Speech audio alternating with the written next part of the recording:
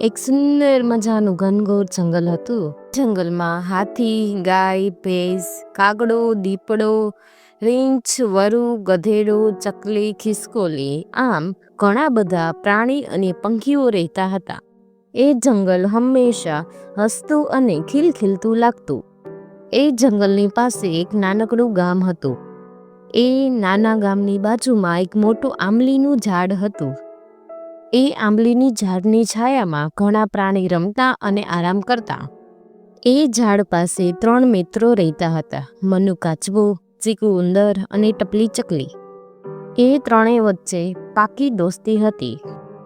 એ ત્રણેયને ક્યારેય એકબીજા વગર ના ચાલે અને હંમેશા એ ત્રણેય રોજ કંઈક નવું નવું કરવાનું વિચારતા. મનુ કાચબો હંમેશા ધીમે ચાલતો પણ વિચારવામાં ઘણો બુદ્ધિશાળી હતો. ચીકુ ઉંદર ખૂબ જ શરારતી, ખાવામાં લાલચુ અને હંમેશા દોડતો રહેતો. અને ટપલી ચકલી આખા જંગલના સમાચાર લાવતી, જેમ કે આજે કયા ફળો પડ્યા, કોણ ક્યાં ગયું વગેરે. એ આંબલીના ઝાડ પર મીઠી આંબલી લાગતી હતી. ગામના બાળકો પણ ઘણીવાર ઝાડ પાસે આવતા અને રમતા. એ આંબલીના ઝાડ પર એક વાંદરો રહેતો હતો.